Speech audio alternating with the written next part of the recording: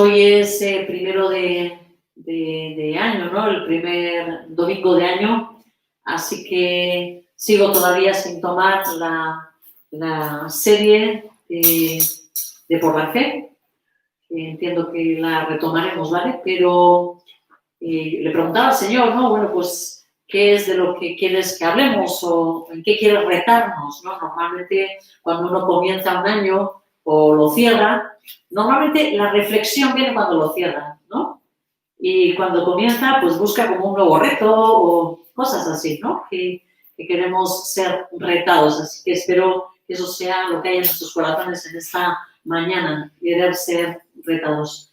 Y lo que el Señor me trae a la mente no era nada nuevo, sino todo lo contrario. Es algo que hace tiempo nos habló, que lo hemos dicho varias veces, pero yo me había dado cuenta de que quizás no habíamos desarrollado esta escritura de la que Él nos había hablado, y no la habíamos desarrollado poco a poco, ¿no? El Señor nos habló y nos dio como propósito para Casa de Oración el pasaje que está en Lucas 4. Así que vamos a abrir el Evangelio de Lucas en el capítulo 4 y en concreto el pasaje que Él nos dio fueron los versículos 18 y 19, que los vamos a leer, pero leeremos todo el contexto, ¿vale? No solamente eso, sino todo el contexto. Lucas 4, 14, empieza en el 14. Dice, Jesús regresó a Galilea en el poder del Espíritu y se extendió su fama por toda aquella región. Enseñaba en las sinagogas y todos le admiraban. Fue a Nazaret, donde se había criado, y un sábado entró en la sinagoga, como era su costumbre. Se levantó para hacer la lectura y le entregaron el libro del profeta Isaías. Al desenrollarlo, encontró el lugar donde estaba escrito: El Espíritu del Señor está sobre mí, por cuanto me ha ungido para anunciar buenas nuevas a los pobres. Me ha enviado a proclamar libertad a los cautivos y dar vista a los ciegos, a poner en libertad a los oprimidos, a pregonar el año del favor del Señor. Luego enrolló el libro, se lo devolvió al ayudante y se sentó. Todos los que estaban en la sinagoga lo miraban detenidamente y él comenzó a hablarles. Hoy se cumple esta escritura en vuestra presencia. Jesús revela que el cumplimiento de este pasaje es una extracción, o sea, está extraído de Isaías, del libro de Isaías, capítulo 61, versículos 1 y 2. ¿Sí? Jesús lo que está haciendo es leer las Escrituras y toma un pasaje de Isaías, concretamente en el capítulo 61, ¿no? Y él lo que dice es que ese cumplimiento de lo que estaba profetizado hace tanto tiempo se iba a cumplir en su persona, ¿sí? Ese sería su ministerio durante los 3 años que él tenía por delante, ¿no? En los que él se presentó de una forma pública como maestro antes de ser crucificado, ¿no? Él lo que estaba diciendo es que su misión iba a ser la de predicar el Evangelio, la de sanar a los enfermos y liberar a los cautivos y oprimidos, ¿no? Y esto es precisamente lo que cuando leemos el Evangelio vemos que exactamente es lo que Jesús se puso inmediatamente en marcha para hacer, ¿no? Si leemos a partir del versículo 31, dice: Jesús pasó a Capernaum, un pueblo de Galilea, y el sábado enseñaba a la gente. Estaban asombrados de sus enseñanzas porque les hablaba con autoridad. Había en la sinagoga un hombre que estaba poseído por un espíritu maligno, quien gritó con todas sus fuerzas: ¡Ah, ¿Por qué te entrometes, Jesús de Nazaret? ¿Has venido a destruirnos? Yo sé quién eres tú, el Santo de Dios. Cállate, le reprendió Jesús. Sal de ese hombre. Entonces el demonio derribó al hombre en medio de la gente y salió de él sin hacerle ningún daño. Todos se asustaron y se decían unos a otros, ¿qué clase de palabra es esta? Con autoridad y poder da órdenes a los espíritus malignos y salen. Y se extendió su fama por todo aquel lugar. Cuando Jesús salió de la sinagoga, se fue a casa de Simón, cuya suegra estaba enferma con una fiebre muy alta. Le pidieron a Jesús que la ayudara, así que se inclinó sobre ella y reprendió a la fiebre, la cual se le fue. Ella se levantó y enseguida se puso a servirnos.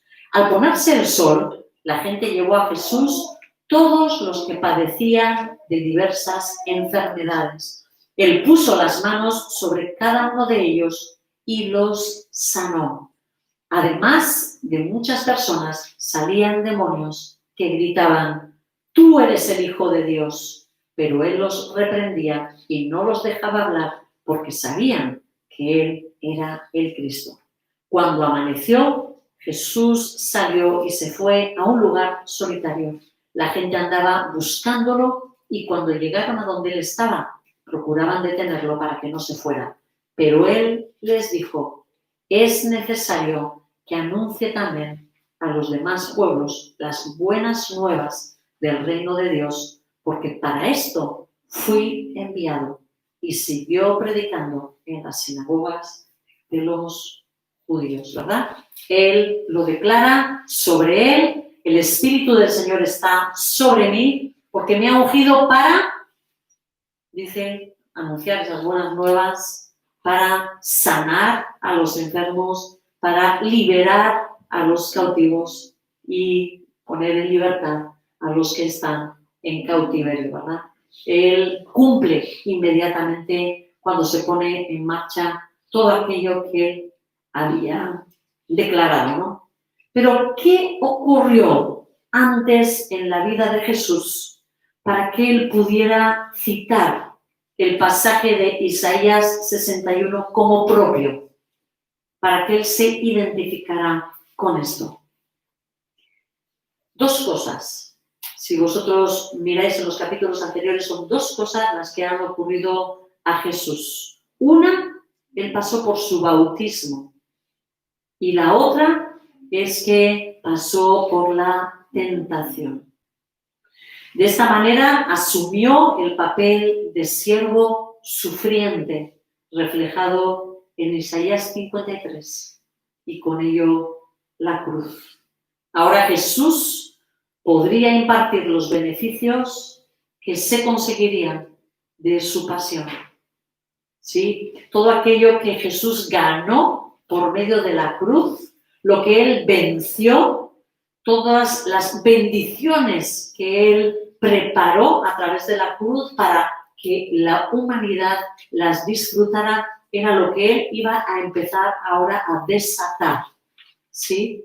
A través del poder que el Señor le daba, ¿no? Un camino a Dios preparado para el pobre, la sanidad de las personas, la liberación de las obras de Satanás, ¿sí? Todo esto son beneficios que la cruz de Cristo nos trae. No solo es la salvación lo que el hombre consigue a través de esa obra de Jesucristo en la cruz, sino muchas más bendiciones, ¿no?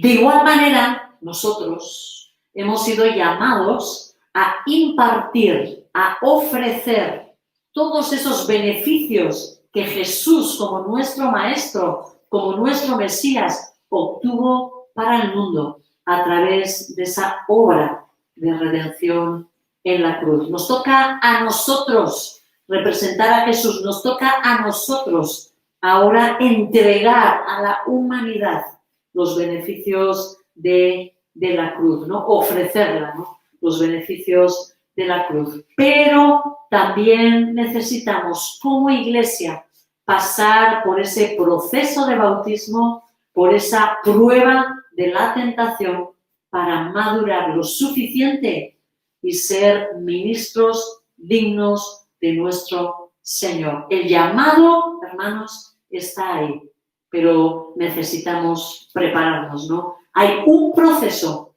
que Dios llevará a cabo con nosotros antes de que podamos ministrar la palabra, ministrar la sanidad y ministrar la liberación de una forma poderosa. Y Él lo está haciendo, gracias a su misericordia. Él lo está haciendo, lo está tratando con esta congregación, ¿verdad? Y en lo particular, ¿no? Con muchos de nosotros, ¿no? Leemos en Lucas, en el capítulo 3, los versículos 21 y 22. Dice, sucedió que cuando todos acudían a Juan para que los bautizara, que Jesús fue bautizado también. Y mientras oraba, se abrió el cielo y el Espíritu Santo bajó sobre él en forma de paloma. Entonces se oyó una voz del cielo que decía, tú eres mi Hijo amado, estoy muy complacido contigo, o en ti tengo contentamiento, ¿no? Es como lo traduce Valera, ¿verdad? El Señor invistió a Jesús con el Espíritu Santo en medio de una declaración que yo entendía que es clave. ¿Queréis cerrar igual la puerta del fondo? Porque yo creo que estáis aislados todos. Hace mucho frío, ¿verdad? Yo porque tengo más jerseys que... O igual la calefacción, no sé si... No, vale. Lo que estaba diciendo, ¿vale? Yo creo que esta declaración que el Padre hace sobre Jesús es una declaración clara, ¿no? Estoy muy complacido contigo, ¿no? Yo sé que nosotros quizás nunca vamos a poder complacer al Padre como Jesús lo hizo, pero sí creo que debemos de esforzarnos por complacerlo. Sí creo, hermanos, que tenemos una responsabilidad de parte de Dios de complacerlo. Creo que según nuestro nivel de obediencia, que según nuestra disposición para su obra y nuestra disposición de estar con Él, ¿no? Buscarlo a Él en intimidad, que según nuestras actitudes e intenciones podemos agradar a Dios o desagradarlo. ¿Sí? El Señor nos hablaba en este último tiempo de que tiene fuentes abiertas y graneros llenos para derramar sobre nosotros. Yo cuando escuché esta palabra que traía el Señor, pues, cómo no, ¿no? Conmovida, ¿no? Gracias, Señor, ¿no? O sea, lo que sentía mi alma era que el Señor tiene muy buenas intenciones para nosotros, ¿no? Él lo declaraba así, la expresión la he copiado tal cual, ¿no? Normalmente tengo a copiar rápido todo porque el Señor va diciendo y trayendo, lo apunto, ¿sí? Fuentes abiertas y graneros llenos. Esto es lo que el Señor nos dijo, ¿no? Pero al preguntar, Señor, ¿no? Pero ¿cuál es la razón por la que nosotros no estamos viendo, Señor, esa abundancia? ¿Qué pasa, Señor, no? ¿Por qué nosotros no estamos viendo esa abundancia? Y Él nos dijo que tenemos falta de fe y que no le conocemos. A mí me resultó súper fuerte. O sea, la disposición de Dios para con nosotros es abundante y buena. Pero Él denunció que no tenemos fe suficiente. ¿Sí? Como que no estamos pudiendo recibir tantas bendiciones como el Señor está queriendo traer sobre esta congregación porque nos falta la fe y porque no le conocemos. Entiendo que Él nos está queriendo decir que hay mucha religiosidad en medio de nosotros, la cual tenemos que arrancar de nuestros corazones, hermanos. ¿Sabéis por qué? Porque muchas veces declaramos cosas, decimos cosas, pero no le buscamos en intimidad. Fallamos, no va de acuerdo aquello que nosotros declaramos con nuestra boca con aquello que nosotros hacemos en nuestra vida. Y nosotros, entre nosotros, sí, más o menos nos podemos timar. Pero a Dios, ¿verdad? Que ve hasta las intenciones de nuestro corazón, a Él no. Y la verdad es que la denuncia es dura, ¿no? Pero que esto nos lleve, hermanos, a querer corregirlo, ¿no? A clamar a nuestro Dios por esa fe, a clamar a nuestro Dios porque nos enseñe a conocerle cada día más, que no queremos ser religiosos, que queremos que Él abra las fuentes de bendición, esos graneros llenos que tiene para nosotros, que los derrame sobre casa de oración. Y espero, no sé, a mí lo que me viene es ese deseo de decir, sí, abre los cielos, ¿no? Yo abro mis manos, ¿no? Y abro y cojo algo, ¿no? Para decir, sí, sácianos, ¿no? Llénanos, porque queremos recibir esa cosecha, queremos recibir ese agua de vida, ¿no? En Lucas 4:1 dice que Jesús, lleno del Espíritu Santo, fue llevado por el Espíritu al desierto. ¿Cuál es la expresión? ¿Cómo había quedado Jesús tras la unción del bautismo? Lleno del Espíritu. Lleno del Espíritu. Ahí está la clave. En ese estado de plenitud. ¿Qué significa esto de lleno del Espíritu? ¿Significa que nos caemos por las esquinas?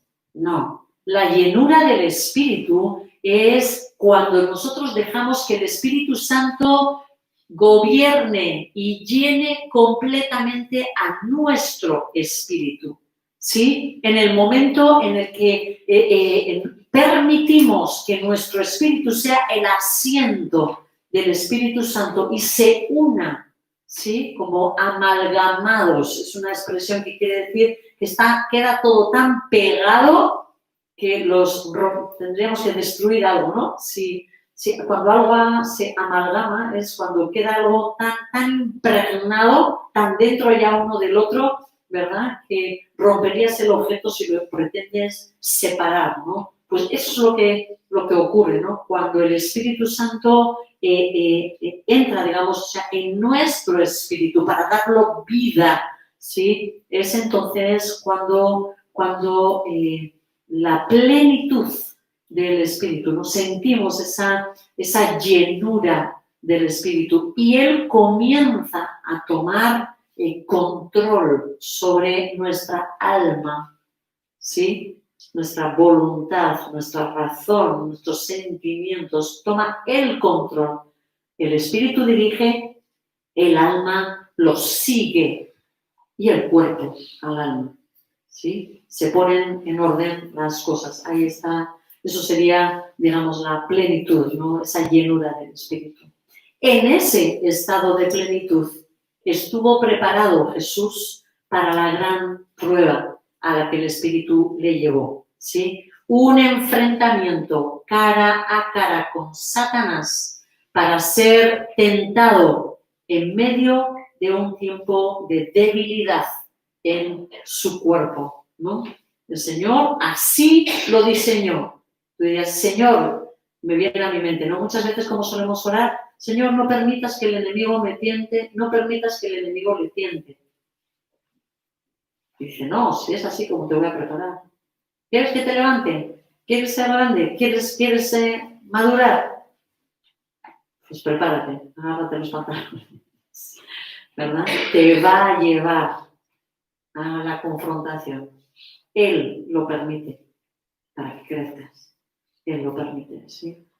Y aquí le lleva a Jesús a ese encuentro cara a cara, ¿no? Jesús pasó aprobado la prueba, ¿sí? Él resistió, él dijo no a todo lo que Satanás le decía en esas medias verdades que él le ofrecía, ¿no? Y el diablo, dice el versículo, habiendo agotado todo recurso de tentación, se fue hasta la próxima, hasta otra oportunidad. Igualmente nosotros tendremos que pasar por este tiempo de prueba mediante el cual fortalecer nuestra fe. Si nosotros queremos ser creyentes de fe, vamos a tener que pasar por esto, ¿no? ¿Cuál es la mejor manera de conocer íntimamente a Dios? ¿Cuándo os habéis sentido más cerca de Dios? Vamos a confesarlo. Que estamos pocos.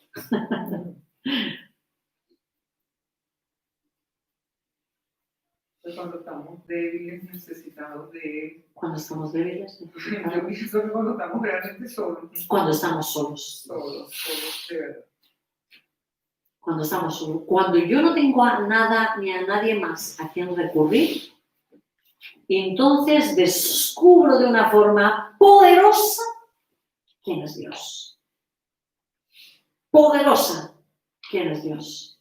Porque nuestra tendencia es, si tenemos algo a alguien al lado, normalmente tendemos rápido a... No estoy queriendo enseñar sobre el aislamiento, que quede claro, Pero ¿me entendéis? ¿Sí? Cuando yo ya no me dedico a agarrarme y a apoyarme para que mi salvación sean mis amigos, mis amigas, los vecinos, mis padres, mi novio, mi esposo, ¿no? O sea, cuando no estoy como agarrándome a lo que tengo alrededor, ¿no? En esa soledad del alma, voy a decir, ¿verdad? Cuando no tengo tantos recursos a mi alrededor, es cuando yo echo mano de Dios de una forma impresionante, ¿sí? Y ahí lo descubro como mi Dios consolador, como mi Dios sanador, como mi Dios de amor, porque empiezas a sentir, ¿sí? Como Él responde. Yo estoy mirando y estoy viendo unas cuantas situaciones en las que sabéis de lo que estoy hablando. Sé que sabéis de lo que estoy hablando. Cuando llegamos a ese momento, ¿no? Agotados de que hemos buscado todas las formas posibles a nuestro alrededor, porque esa es la realidad. Confesarme, hermanos y visitas. La visita más, claro, ¿no? Se supone que cuando hay un problema, normalmente, ¡pum!, activamos cuáles son mis recursos, mi audacia, qué capacidad tengo, a quién le puedo hablar, ahí tengo un amigo, este es amigo del otro, ¿no? Aquí hay una influencia, ¿sí o no? Normalmente buscamos rápido cómo lo hago, ¿sí? Y muchas veces cuando ya todo falla y más lloramos, más amargamente lloramos, ahí es cuando empezamos a agachar la cabeza y saber y darnos cuenta a quién tenía que haber ido yo para preguntar todo esto, ¿no? Y el Señor se revela a nosotros diciéndonos, haciéndonos ver que efectivamente, claro que no podemos nosotros solos. Y Él se ofrece como nuestro Padre para decirnos, ven que te voy a ayudar, ven, relájate, que te voy a ayudar, ¿no? Y Él nos abre las puertas muchas veces de los cielos, dándonos la respuesta, ¿no?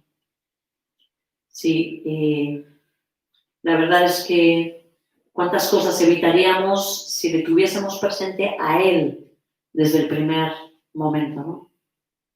Sea todo lo que sea que tengamos de recursos, aprendiésemos a buscarle a Él, ¿no? Conseguiríamos tranquilizarnos y tomar mejores decisiones que cuando actuamos bajo la angustia.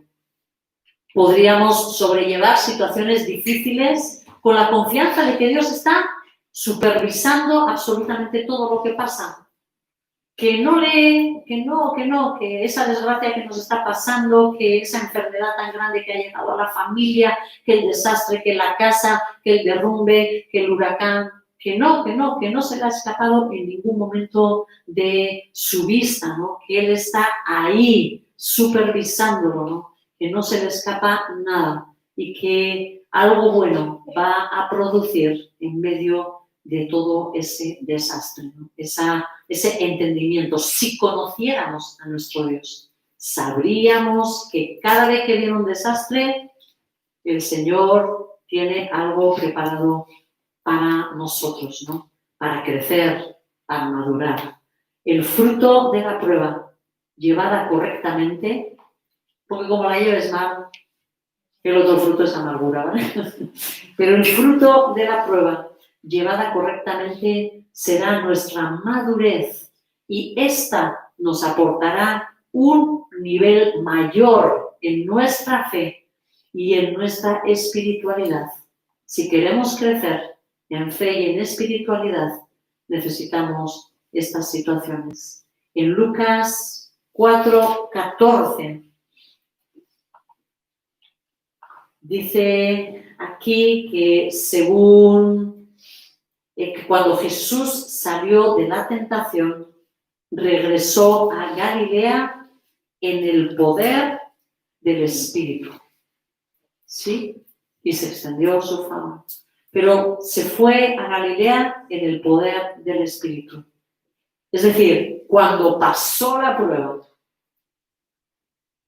en la que se enfrentó lleno del Espíritu, salió en el poder del Espíritu para obrar, ¿no? Que el Señor ponga en nuestro corazón la disposición de ser probados por Dios para llegar a vivir en el poder del Espíritu. Pues lleno de ese poder es que Jesús pudo declarar: el Espíritu del Señor está sobre mí, por cuanto me ha ungido. ¿Y a qué nos ha llamado el Señor? Él nos ha dado dos listas, tenemos dos listas de estos versículos, ¿vale? En Lucas 18 y 19 nos va a dar una serie de ministerios, por así decirlo, ¿vale? Lo voy a presentar como ministerios, formas de servirle, ¿sí? Y hay un matiz en el que cambia con Isaías, ¿sí? Según Lucas, vemos que está el anunciar buenas nuevas a los pobres, proclamar libertad a los cautivos, dar vista a los ciegos, poner en libertad a los oprimidos y pregonar el año del favor del Señor. ¿Sí? Todas esas ministerios, ¿no? Esos 5 ministerios, ¿vale? Si mirásemos en Isaías, no lo vamos a hacer, ¿vale? Pero si mirásemos en Isaías y lo comparamos, encontramos con que están estos ministerios, por así decir, pero hay una diferencia. En vez de decir sanar a los quebrantados, en vez de poner en libertad a los oprimidos, como dice Lucas, en Isaías dice sanar a los quebrantados de corazón, ¿vale? Es por eso que yo he sacado la conclusión de que, siendo el mismo texto, entiendo que es algo sinónimo, que está queriendo decir lo mismo, ¿vale? Sanar los corazones quebrantados o poner en libertad a los oprimidos. Así que comenzamos con ese anunciar buenas nuevas a los pobres. ¿Cuáles son las buenas nuevas? ¿Qué es eso de buenas nuevas? ¿Cuáles son esas buenas noticias que nosotros tenemos que predicar como casa de oración, ¿no? La buena nueva es el Evangelio. Evangelium es una palabra griega que significa buenas noticias. Una de las responsabilidades que el Señor nos ha delegado es anunciar el mensaje del Evangelio al mundo. Esta es nuestra responsabilidad, casa de oración. Este mensaje no es decir a la gente que crean en Jesús porque todo les va a ir bien. Tú cree en Jesús, que no vas a tener más problemas. Cree en Jesús, que se te va a solucionar todo problema. No es eso, ¿verdad? Tampoco consiste en animar a la gente a ir a la iglesia. Eso no es compartir el Evangelio. ¿Sí? De decirle, vente, mira, vente el domingo conmigo. No le has compartido el Evangelio, ¿no? Aunque pueda ser bueno que venga, ¿vale? No digo que no le invites, pero eso en concreto no es el Evangelio, ¿no? Llevar el Evangelio no es pedir a la gente que haga una oración porque van a ser salvos de la ira de Dios y así van a ir al cielo. Tú repite conmigo. Así, así y así. Entonces, como ha salido de su boca eso, ¡pam! Ya ha conseguido que haya escuchado el Evangelio y ya no se vaya a ir al infierno, ¿no? Eso no es así. El mensaje del Evangelio implica, primeramente, que la persona sea consciente de que tiene un enorme problema porque su comportamiento y su forma de pensar van a ser juzgados delante de Dios y eso le va a implicar acabar en la eternidad en un lugar separados de Dios. ¿Sí? Cuando nosotros llevamos el Evangelio, necesitamos que la persona tenga muy claro la consciencia de que de su forma de pensar, de su forma de actuar, va a tener que dar cuentas delante de su Creador y va a ser hallado culpable.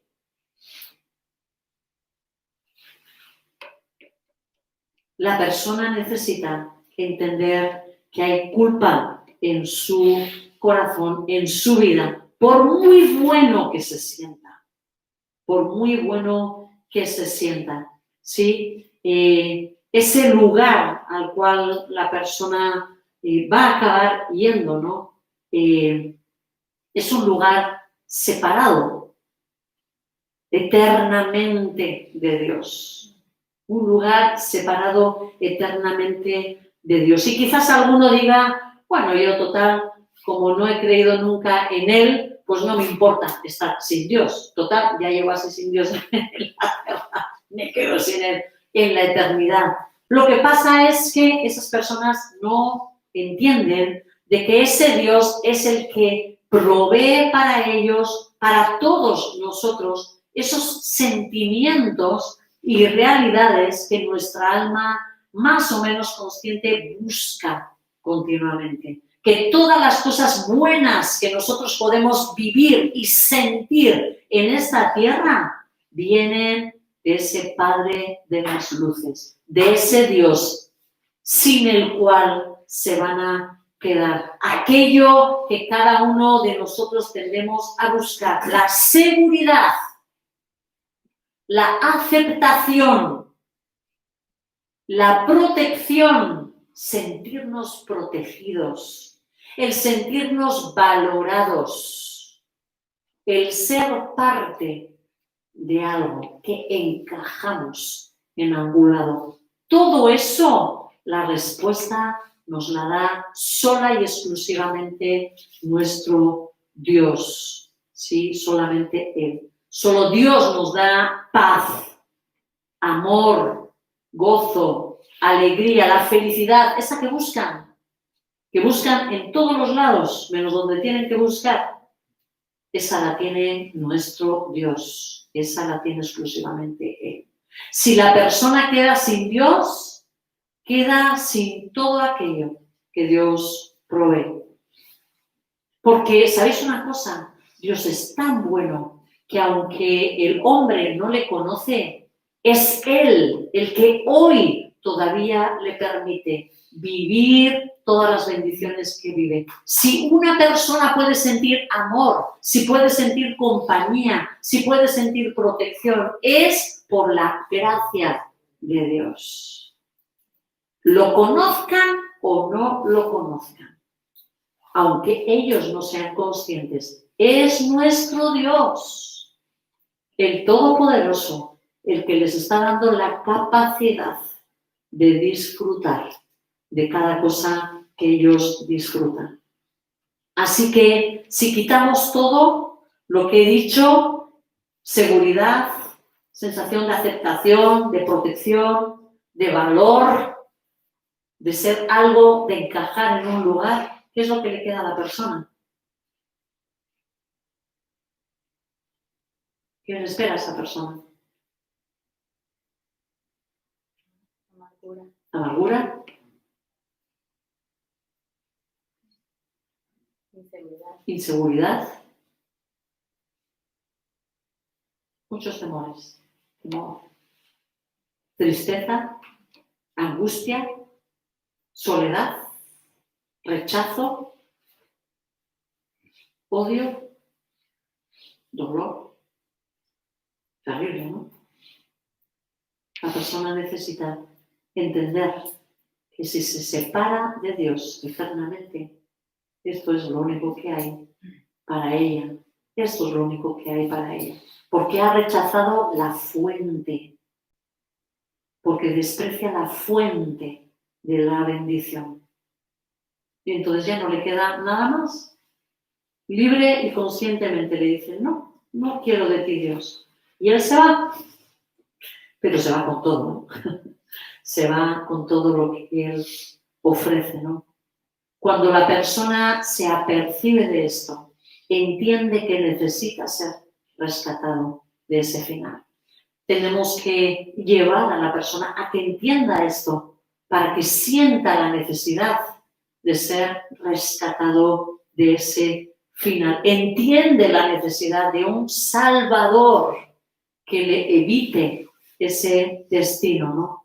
Entonces presentamos a Jesús, el Salvador, como ese Hijo de Dios que fue enviado para rescatarnos, ¿no? Ese ser tan maravilloso que llegó a hacerse hombre, siendo Dios. Que eso lo podemos decir, pero no lo podemos entender porque nunca hemos sido Dios. Nunca hemos tenido el honor y la exaltación por encima de todo, ¿no? Y este ser precioso, Jesucristo, Él deja todo eso voluntariamente para venir a un lugar como este, a lo más bajo de bajo, ¿verdad? Tomó un cuerpo limitándose a sí mismo y nace, ¿no? De una joven virgen y del Espíritu Santo de una forma milagrosa para no ser contaminado y vive una vida en completa obediencia a Dios, ¿no?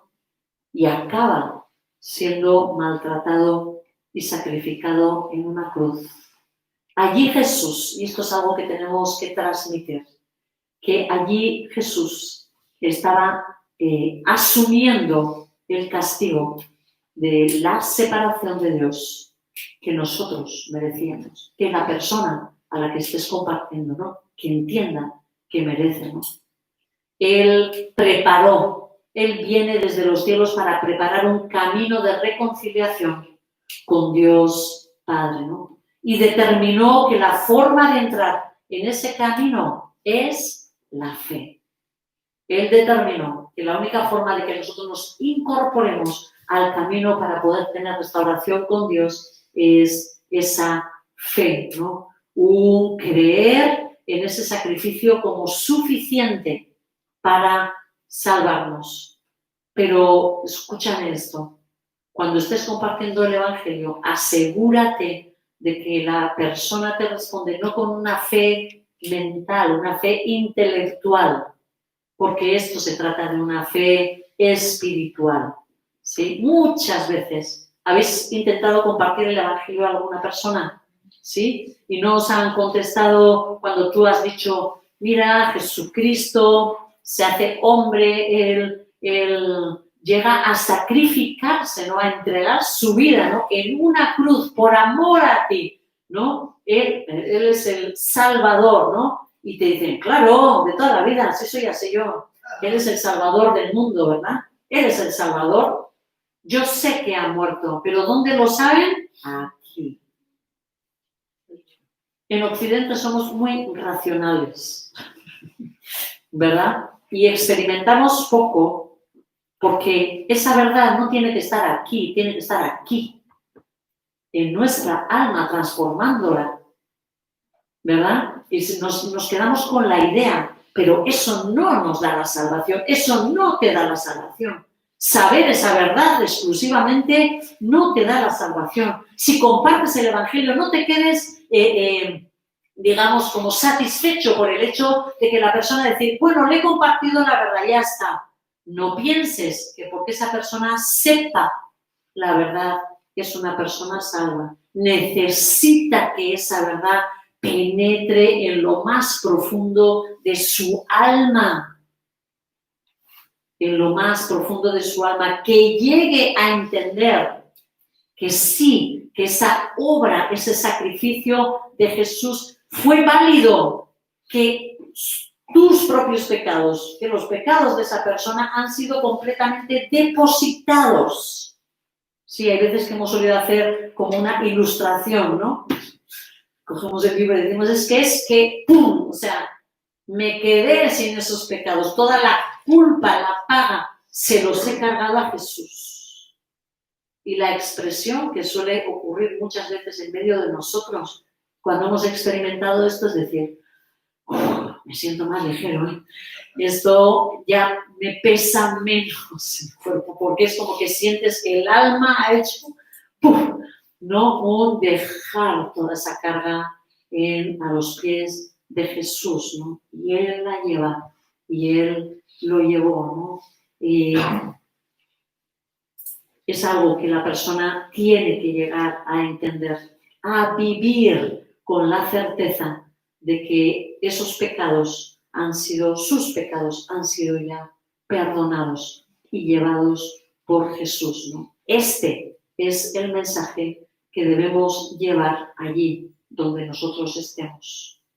Es verdad que durante el tiempo hemos podido proclamar este mensaje en las plazas y ahora la situación ha cambiado mucho, ¿verdad? Nos estamos encontrando con que cada vez es más difícil de poder salir a la calle o proclamar cosas, pero solo este mensaje es la vía de salvación para los hombres. Somos llamados a exponerlo en cuanto podamos. Y ¿sabes una cosa? Que tus amigos, que tu familia, que tus hijos, que tu entorno, ese es tu campo de siembra. No dejes que tenga que ir otra persona a sembrar a los tuyos, sino que seas tú quien comiences a echar esa semilla, ¿no? ¿Os acordáis que hemos dicho la primera ministerio de Jesús y el nuestro de Casa de Oración es anunciar las buenas nuevas ¿a quién? A los pobres. Así que solo podemos hablar con las personas que tengan bajos recursos económicos. Ah, que sí. Efectivamente, ¿no? Como estuvimos escuchando y hemos estado escuchando, ¿no? Sobre ese sermón del monte, ¿no? Bienaventurados esos pobres de espíritu, porque el reino de los cielos le pertenece. La palabra pobres se puede referir a las personas que sienten una necesidad de ser saciados por su relación con Dios. Aquellos que vienen a beber del agua de vida, que necesitan alimentar su espíritu con el pan del cielo. Personas que tienen hambre de Dios. A esas, háblales a esas. Pídele al Padre de discernimiento y háblales a esas. Son pocas, ¿eh? Háblales a esas. Cuando encuentres una persona así, no dudes en aprovechar la oportunidad. ¿Sí? A veces perdemos el tiempo insistiendo en que nos escuchen aquellos que en realidad se sienten saciados con lo que el mundo les ofrece. ¿Sí? Se sienten tan bien que para qué te van a querer escuchar, ¿no? Que estemos atentos, ¿no? También, la verdad es que también se puede referir a pobres económicamente. Vamos a leer en Santiago, en el capítulo 2, el versículo 5. Santiago hace aquí una exhortación.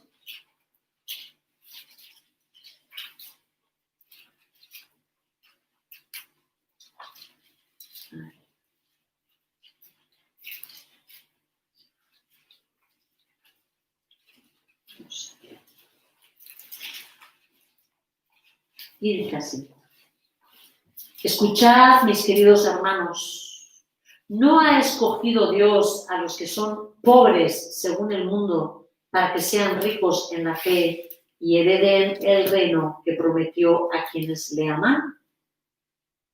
Y si siguiésemos leyendo, vemos que Santiago o Jacob está exhortando a los hermanos porque les gustaba más estar con los ricos que con los pobres. Así que sí estaban haciendo referencia, digamos, esa palabra a los pobres también económicamente. Y la verdad es que una persona, en general voy a decir, ¿vale? No es ley lo que estoy diciendo, sino es una verdad general, ¿vale? Está normalmente el corazón de una persona pobre está más predispuesto a escuchar el Evangelio porque muchas veces siente que ya no tiene nada más que perder. Así que más bien el Evangelio se suele convertir en un foco de esperanza para su vida. Así que lo dejo ahí. Que el Señor nos ayude, que el Señor nos aliente a ser preparados, a disponer nuestras vidas para ser preparados, que abramos nuestras bocas, que es nuestro primer ministerio, ¿verdad? Para compartir ese evangelio, pero que lo hagamos de forma completa, sí, que la persona no tenga dudas de lo que significa ese evangelio, ¿vale? Señor y Padre Celestial, queremos rogarte, Señor, que tú nos perdones por toda esa falta de fe, Señor, que tenemos como congregación. Perdónanos, Señor, porque muchas veces no te conocemos como deberíamos de hacerlo, porque no te buscamos como nuestro Padre, como nuestro proveedor, como nuestro sustentador, como nuestro primer amor. Perdónanos, Señor. Perdónanos, Señor, porque se nos olvida quién eres tú y que estás a favor de nosotros. Y buscamos muchas salidas por distintos sitios. Perdónanos, Señor. Perdónanos, Dios. Señor, queremos presentar nuestras vidas para que tú nos ayudes a compartir ese evangelio. Danos el valor que necesitamos. Ayúdanos, Señor, a dejar a un lado todos esos temores que vienen al rechazo, a que nos llamen lo que nos quieran llamar. Perdónanos, Señor, porque muchas veces esa sensación de rechazo nos hace cerrar nuestra boca. Señor, ábrela, por favor, ábrela con poder. Queremos de verdad, Señor, que tú abras los cielos y derrames esa fuente de bendición, que tú derrames esas cosechas abundantes que tienes, Señor. Yo no me quiero perder nada, Señor. Pon en nosotros esa fe. Rétanos, Señor. Ayúdanos, Señor, a pasar por ese bautismo, a pasar, Señor, por esa tentación, Señor, por esa prueba, oh Dios, y salir vencedores, llenos de tu poder. Ayúdanos y levántanos como congregación, Señor. En el nombre poderoso de Cristo Jesús. Amén.